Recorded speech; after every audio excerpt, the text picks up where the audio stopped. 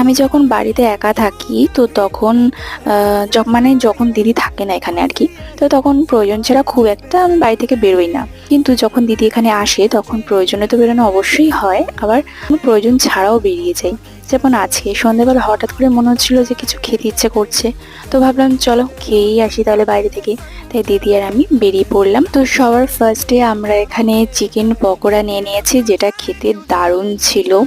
তো সেটা খাওয়া দাওয়া করেই তারপর চলে গেলাম মিষ্টি আনতে, কারণ আমরা তো বাইরে খেয়ে নিয়েছি, কিন্তু বাড়ির যে মানুষগুলো রয়েছে তাদের জন্য তো কিছু নিয়ে যেতে হবে।